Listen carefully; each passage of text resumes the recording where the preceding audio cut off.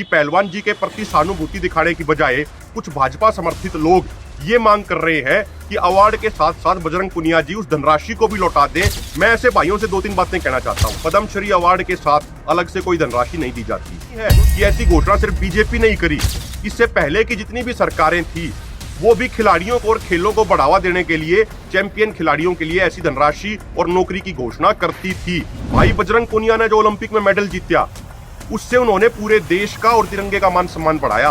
तो जो लोग ये मांग कर रहे हैं ना कि भाई बजरंग पुनिया वो धनराशि वापस लौटाएं, तो उन लोगों से मैं एक बात कहना चाहता हूँ, आप बजरंग पुनिया जी के वो 30 साल वापस लौटा देंगे? अगर आप उनके 30 साल वापस लौटा देंगे ना, तो जो धनराशि सरकार ने बजरंग पुनिया जी को दी उससे दुगनी धनराशि हम समाज की तरफ से सरकार को वापस लौटाने को तैयार हैं। ब्रजभूषण शरण का बेटा कह रहा है कि दबदबा तो है, दबदबा तो रहेगा।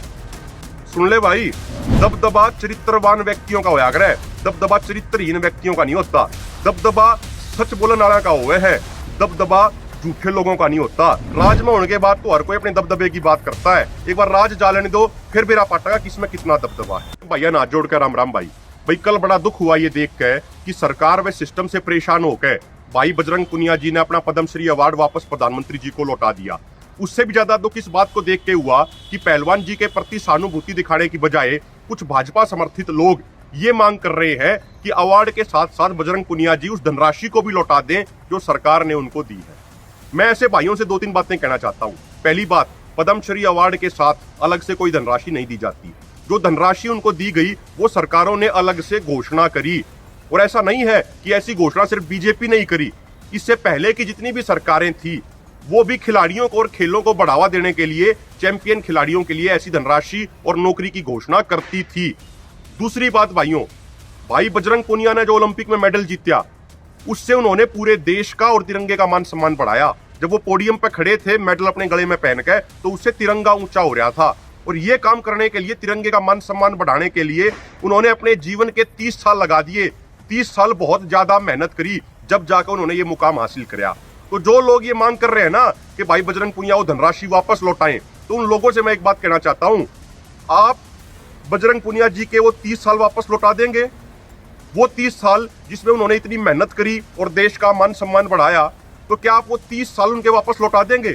अगर आप उनके 30 साल वापस लौटा देंगे ना, तो जो धनराशि सरकार ने बजरंग पुनिया जी को दी उससे दुगनी धनराशि हम समाज की तरफ से सरकार को वापस लौटाने को तैयार हैं। और ऐसे लोगों को दूसरा सुझाव ये है कि भाई या तो आप भी बजरंग पुनिया जी जितनी मेहनत करके दिखाओ, उन जितना हार्ड वर्क करके दिखाओ, और आप भी इतनी मेहनत करो कि आप भी ओलंपिक में देश के लिए मेडल जीते हो। अगर आप ऐसा काम कर दोगे ना, तो जितनी धनराशि सरकार ने बजरंग पुनिया जी को दी उससे दुगनी राशि हम समाज की तरफ से इकट्ठी करके उन लोगों को देंगे जो ये मांग कर रहे हैं ना कि भाई ये धनराशि वापस लौटाएं। एक बार वो ओलंपिक में मेडल जीत के तो दिखाए, मेडल जीतने की छोड़ो, एक बार ओलंपिक में जाके तो दिखाए, वहां पे एंट्री पा के तो दिखाए। आखिरी बात भाइयों, ब्रजभूषण शरण का बेटा कह रहा है कि दबदबा तो है, दबदबा तो रहेगा। सुन ले भाई, दबदबा चरित्रवान व्यक्तियों का होया करे, दबदबा चरित्रहीन व्यक्तियों का नहीं होता। दबदबा सच बोलने वाला का हुआ है, दबदबा झूठे लोगों का नहीं होता।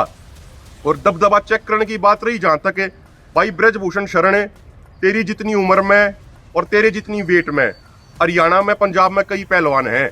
जब दबदबा चेक करना है ना, तो टाइम तू टेक ले, जगह तू टेक ले, हरियाणा पंजाब के उन लोगों के लिए तू कुश्ती करके दिखा दे, बेरा पाट जगह किसका कितना दबदबा है। और इस दबदबे का तो हकीकत जब बेरा पाटेगी जब आप लोग राज में नहीं रहोगे। राज में होने के बाद तो हर कोई अपने दबदबे की बात करता है, एक बार राज जा लेने दो फिर बेरा पाटेगा किसमें कितना दबदबा है।